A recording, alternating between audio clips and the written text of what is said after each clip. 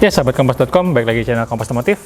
Yamaha Indonesia membawa lagi T-Max, skutik Max paling besarnya, dan kali ini yang meluncur edisi spesial. Gimana motornya? Jangan lupa di like video ini, subscribe juga, dan komen pendapat kamu tentang motor baru Yamaha ini. T-Max paling baru meluncur di Indonesia, sekaligus juga merayakan 25 tahun Max Yamaha di seluruh dunia. Dan yang meluncur di Indonesia itu spesial. Gak cuma satu, tapi ada dua varian. Yang pertama itu Crystal Graphite, dia harganya di 455 juta. Dan ini, Black Max, varian yang sekaligus merayakan 25 tahunnya Max di dunia. Apa aja bedanya? Kita mulai dulu dari bagian depan.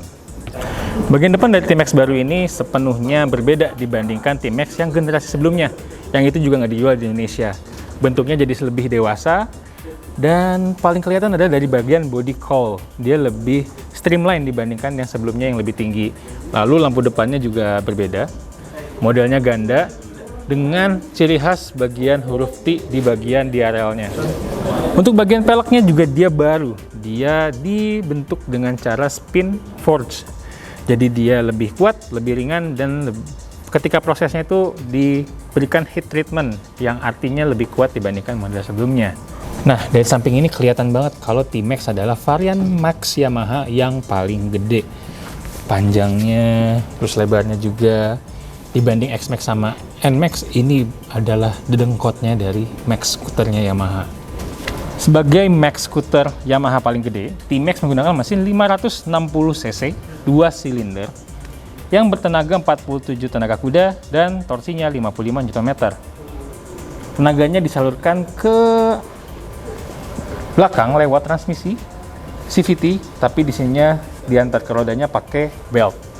Sebagai Max skuter paling gedenya Yamaha dan performance yang buas tadi, T-Max ini dilengkapi dengan fitur baru yang juga mumpuni, yaitu salah satunya adalah IMU 6 axis, artinya dia punya brake yang pakai lean sensor. Jadi semuanya udah lebih canggih dan berbagai informasi yang bisa ditampilkan di bagian displaynya. Pada bagian display ini ketahuan kalau T-Max ini banyak fiturnya. Pertama adalah mode berkendara.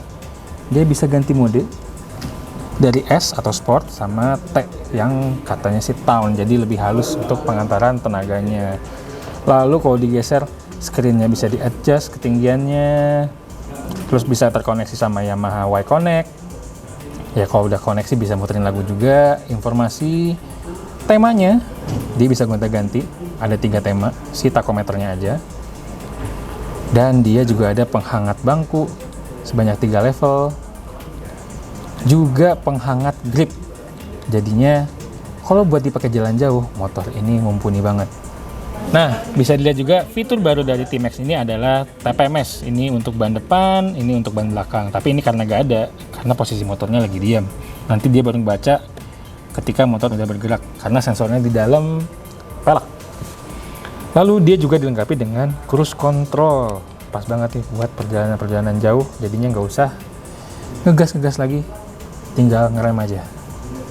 Nah, tangan kiri kalian juga banyak mainan nih. Ini buat lampu jauh, lampu buat pass beam, ini cruise control tadi, ngesetnya. Lampu sein, ini buat menu, toggle untuk menu di bagian cluster, klakson, serta menu back, dan ini ada bukan rem tangan sebutannya ya, rem untuk mengunci roda belakang. Sementara sebelah kanannya lebih simple, ini untuk power cut off, nyala matikan mesin. Ini ada mode berkendaranya, ganti dari sini, lampu hazard, dan tombol start. Lihat segi kepraktisan, di sini ada laci, dimana kita bisa menyimpan telepon pintar di bagian sini. Ini ada kuncinya nih. Kita ambil dulu kuncinya, keyless.